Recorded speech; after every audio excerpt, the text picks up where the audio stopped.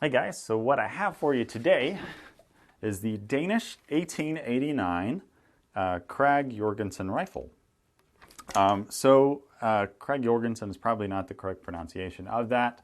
I understand that is just the American pronunciation of it. That's just what I'm going to say. So please forgive me for calling it that. That's just what I'm going to call it throughout today's video. So this is the 1889 Krag, and this is a Danish Krag. It's not super common in the United States.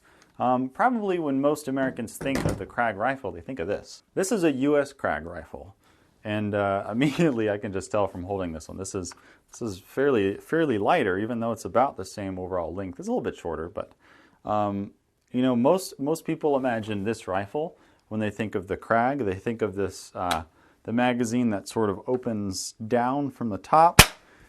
They think of guns that have this turn-down bolt system here. This is really what most Americans consider to be an actual Krag. So the U.S. actually wasn't the first country to adopt the Krag, and actually Norway wasn't even the first country to adopt the Krag. And that's, you know, the inventors of the Krag Jorgensen rifle, Krag and Jorgensen. They're actually from Norway, but Denmark was the first country to adopt the Krag Jorgensen, which makes this the very first Krag. So a little bit about Denmark and what was going on there at the time. So Denmark was fielding a rolling block rifle. So that's one of these. This isn't a Danish rolling block. This is a later model. Rolling blocks are, in case you don't know, they're just manually loaded single-shot rifles. You just load one at a time, shoot, cock it, load another one, shoot. That's the kind of rifle this is, and a lot of countries were using rolling blocks back in the day. And so around the 1880s, Denmark could really kind of see the writing on the wall. They knew that a lot of other countries were starting to develop and adopt magazine loading rifles. Of course, you have the smokeless revolution in 1886. So Denmark is really kind of looking at their main rifle now being the rolling block and realizing how far behind they are from everyone else. Currently, they're using an 8x58 rimmed cartridge for their rolling blocks. The Danish weren't the only ones to use the 8x50R cartridge. It was kind of a Scandinavian sort of based cartridge. Sweden also used 8x58 in their rolling block that they adopted for their infantry and the Swedish army. So Denmark began to sort of look at all the designs that were out there. So what we're after 1886, we're in the late 1880s, and Denmark is looking at the other rifle designs at the time. So pretty much you have the Krag rifle design, which is they do have strong ties to Norway. So you have that design that's like semi-local to them. You have Mauser rifles. Then you have the Mannlichers and stuff like that. However, the Danes, they wanted to keep their 8x58 rimmed cartridge. So being that they wanted to keep the rimmed cartridge, that kind of excluded Mausers for them. A lot of Mausers were, just about all Mausers, I think except for like one, they all use rimless cartridges. They were just always meant to use rimless. And Mauser didn't design Mausers in rimmed cartridges. So that sort of excluded Mausers. For whatever reason, Denmark, they didn't want to hop on the Mannlicher train like everyone else. And instead, they looked for a design that was semi-native to them and that also could work well with their rimmed caliber. The first thing you probably think of whenever you look at this gun is, dang, this thing has a thick barrel. Actually, this is a barrel jacket. So the Danes actually borrowed this idea from the German 1888 commission rifle, which is this guy here. So around the time, the thinking was with these barrel jackets is that you wanted to be able to free float your barrel in order to get the most accuracy out of it. So that way these bands, they actually don't come in contact with the barrel and mess up the barrel harmonics. They just come in contact with this barrel jacket. Also, the barrel jacket could provide a little bit of heat resistance. So this was kind of, for a really brief time in history, these kind of became in vogue. You see the barrel jackets not only on the 1888s, but also on the 1889 Belgian Mauser. So the Danes wanted this barrel jacket, so that's what they got. They got the rifle with the barrel jacket. They also wanted a straight bolt design. So if you look at the bolt on this rifle here, it just kind of goes straight out. Most Krags that you see, the Norwegian ones and the US Krags, they have turned down bolts. But for whatever reason, the Norwegians, they wanted this bolt. I know a lot of people say that these straight bolts are better for grasping and they give you better leverage for working the action. But these Krags have pretty smooth actions, so I don't think it was really necessary. Later on, with other Krag carbines, they started giving them a turn-down bolt handle. Some Krag carbines still do have the straight bolt if they are converted from rifles, so it just kind of depends. So like the name implies, this 1889 was adopted in 1889. Production started officially in 1890. I think like 4,000 or 5,000 were made in 1890, and then sort of production picked up throughout then. So Krags are really known for their smooth action, and if I work this US Krag, it's just like butter. This is just an amazingly smooth and fast action. It's really easy to operate. That's what Krags are really known for. However, with this Danish Krag, it's not really the case, at least not with this particular rifle. I'm working off as a sample size of 1. I don't know if this is with all Danish Krags, but when I work the action on this one, it binds a little bit. I don't know if you can hear that. There's almost like a click-click sound as you work the action on this. What I think that it's from is that there is a little ejector in the bottom of the receiver that's not present on the US Krag. So I think that is pressing up into the bolt, and it's adding some extra friction whenever you work the action, which is kind of disappointing because Krags they have this reputation for being very smooth. But honestly, that feels a lot more akin to like a Kirkano bolt than a smooth Krag bolt. Don't know how much of that has to do with maybe the 1910 upgrades as well. So originally the Danish Krags had no safety, which is kind of what the Danes were used to with their Remington Rolling Block. Rolling Block doesn't have a safety. It does have a half-cock position, and that's exactly what this Rolling Block has. There is a half-cock position. You can still work the action with it in half-cock. I don't quite understand what that's for. You wouldn't want to load one in the chamber and then sort of like pull the trigger and depress this into the half-cock position. But it was there for some sort of reason to somebody. But in 1910, they did a couple upgrades to this gun. Most notably the safety here. So they added this safety on the side, which I'll show a close-up later on how it works.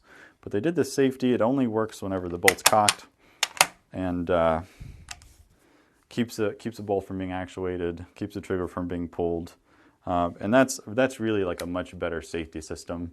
To me, this almost feels like an infield safety. There's a magazine cutoff here on the other side, which harkens back to that old mentality of that. You want the infantry's arm to be, more of a single loader, and the magazine is just for backup. However, the Danes, they did actually have a loading clip to quickly load 5 rounds into their Krag rifles.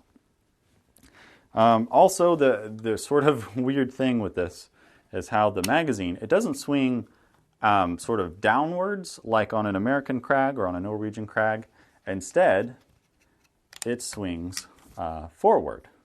So this swings forward, and honestly, just straight up, I think that's a terrible design. Firstly, if you are holding this to your side, the sort of downloading option is a lot better for sort of dropping cartridges into it. If you open up this gate and you don't have this rifle tilted to the side, your cartridges are going to spill out of here. So I mean, if anything catches on this, and the magazine got popped open, I could see, your cartridges spilling out of the magazine. Secondly, so with the magazine open, and with that straight bolt handle knob sticking right here, you have a pretty narrow point of access to this magazine. You have the bolt knob here, sort of the magazine door here, and this is all the space you have to work with for loading this gun. And I could definitely see you, smashing your hand or whatever on these things, or fumbling around. It's a really funky design. This is definitely not the greatest magazine design ever. So if you want to load this thing, you have to flip this over on its side and then flip this forward, unless you want your cartridges spilling out. And then this bolt knob's going to be in your way. I don't think that's the most thought out design ever. Here on the end of the barrel jacket, this piece, this is actually a bayonet lug. So this is for attaching the bayonet to the rifle. It doesn't have a lug down on the band, kind of like the U.S. Krag does. Instead, the bayonet attaches straight to the barrel jacket right here. The cocking knob on the end of the bolt is really, it's not as nice as the U.S. knob that you can really kind of grab with your hand real easily. This is sort of a one finger or your sort of thumb kind of cocking piece here. Again, I don't think it's necessarily the most thought out piece, but I could see how they kind of wanted that hammer shaped cocking piece, being that they're going from the rolling block to this. That was probably a sort of a familiar feeling to the Danish soldier switching to this rifle. So again, not the best thought out design. All right, so I'm going to take this gun apart and we're going to look at some close-ups of the internals. It's really kind of a fascinating gun. Here with the stock off, we can kind of see how this 1910 safety works here. So obviously we can tell even without the stock off that putting the safety on, it puts this little arm over the bolt handle here, which of course locks the bolt into place. Has a similar little hook underneath. So while when the safety is placed to the on position, this little arm rotates over this little surface here. So what happens is when the trigger is pulled, the leverage acts to drop the sear, which then releases the bolt. So with the safety on, this little arm just goes over and just manually blocks that from happening. So if we take the safety off and pull the trigger, the action is fired. And then the safety cannot be placed on when the gun is decocked. There is a half-cocked position, which it is at now, and in the half-cocked position, the safety can be placed on. Here I'll try to give you a good close-up of the magazine. So first off, I don't know if you saw that or heard that. So there's a catch where the magazine actually catches in right here that locks it into place. And that's what actually holds the magazine shut. But as the magazine is opened, you'll see this arm swing out to here. And this is a really just a wide open area for this to for you to drop in the bullets here. Try to give you a better angle here to see. As the magazine is closed, it swings in and catches there. And I really do have dog hair all over this gun. So I unscrewed the little the magazine door system.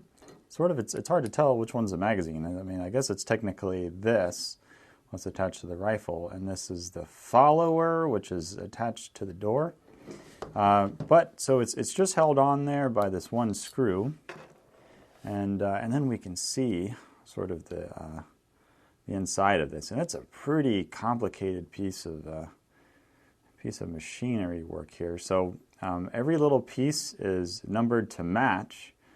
Because, I mean, this is a really sort of intricate magazine system that everything has to work and fit together in order for this gun to work reliably. So we have this piece here, which there's a hole which fits into that hole right there.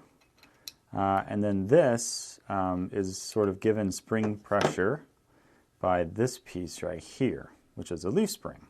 So the spring is held into place by this top piece. I don't know what to call all these pieces, so just bear with me. So this little leaf spring thing is held in by this top piece, and this top piece is held in by the screw.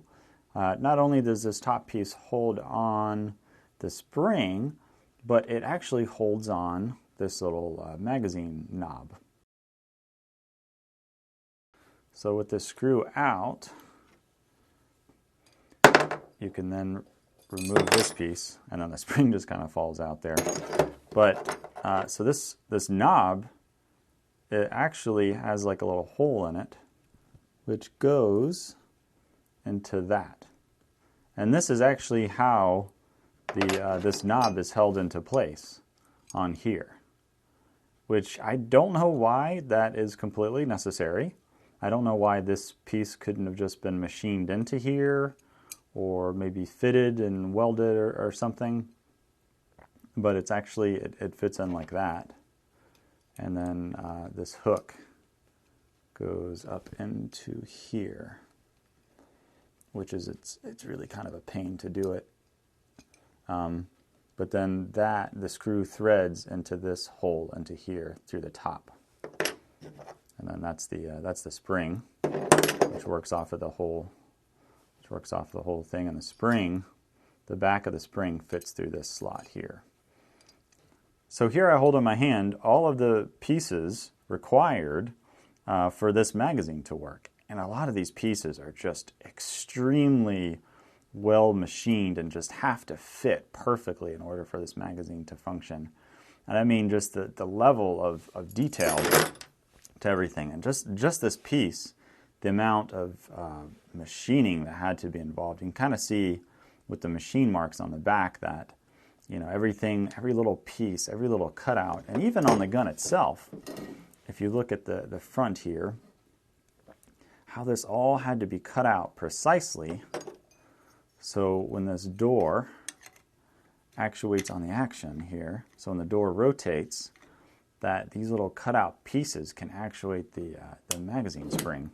This is just the amount of detail that goes into making one of these magazines is really just staggering. And here we can see how the magazine wraps around the receiver of the gun. And I mean, it really, compared to just about every other type of magazine system, I mean, this looks pretty foreign and just, I mean, this is just kind of interesting how it just wraps around.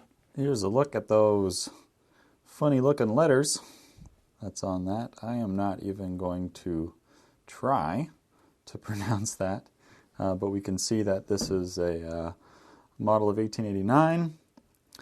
This gun was made in 1915, and then we can see various Royal Danish acceptance marks here. That is a crown with 15, meaning this was accepted in 1915.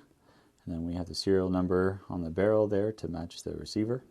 And then here we have this is where the barrel jacket mates up to the actual barrel. And you can see the two lines there, and that is just to help you, if you were going to be threading this barrel jacket on, to just line this thing up exactly where it needs to be, because this front sight, or this rear sight, is mounted to the barrel jacket and not actually to the barrel. So that lining up is pretty important. You can also see that this rear sight here, it's got the polished look, just like what a German K98K would have. It's all the other pieces are blued. This whole thing was originally blued and then polished on the top so that the darker numbers underneath would stand out. So getting a look at the rear sight from this angle, you can see that there is this battle sight V-notch here. And then when you flip this up, right above that there is this new V-notch. there's a button on the left side here that you press, and then you can slide this thing up, and it locks in when you let go of the button.